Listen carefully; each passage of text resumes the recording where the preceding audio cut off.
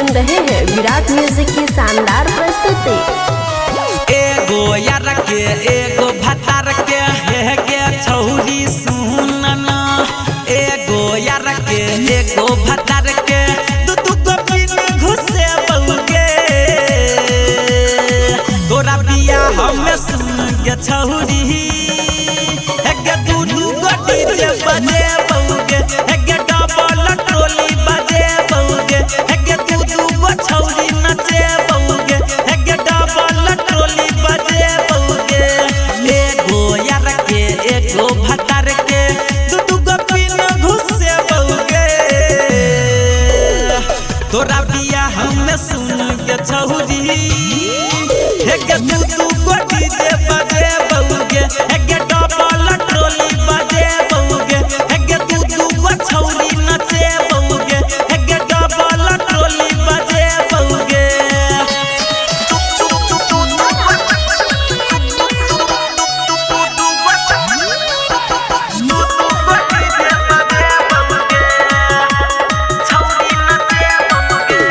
पहिले बजे बहू मैथिली गाना बात में सुन भोजपुरी।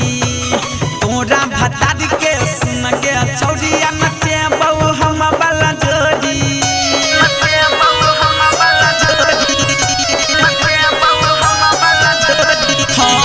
पहिले बजे बहू मैथिली गाना बात में सुन भोजपुरी। तोरा भतार के सुन के छौरिया नचे बहू हम वाला जोड़ी के जोड़ी।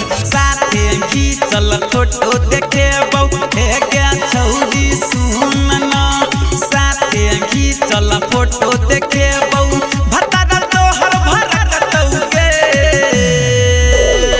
तोरा बिया हमें सुन के छौरी है के दू गो डीजे बजे बउगे, है के डबल ट्रोली बजे बउगे, है के दू गो छौरी नचे बउगे, है के डबल ट्रोली बजे बउगे।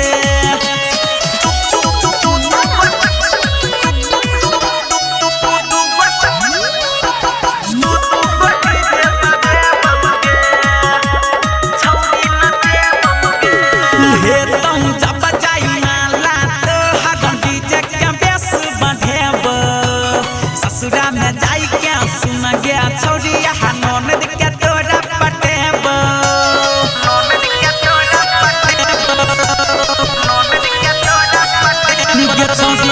हे तुम जब जाई नाला तो हर डीजे के बेस बढ़ेब।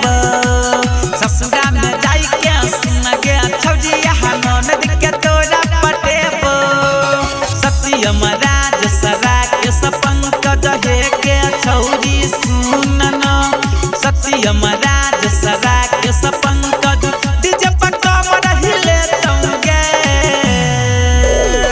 तोरा बिया हमें सुन के छौरी है के दू गो डीजे बजे बउगे, है के डबल ट्रोली बजे बउगे, है के दू गो छौरी नचे बउगे, है के डबल ट्रोली बजे बउगे। एगो यार के एगो भतार के दू गो बिन घुसे बउगे। तोरा बिया हमें सुन के छौरी है के दू गो डीजे बजे बउगे, है के डबल ट्रोली बजे बउगे, है के दू गो छौरी नचे बउगे, है के डबल ट्रोली बजे बउगे। Virat music digital recording studio Yamuna Nagar Jagadhri.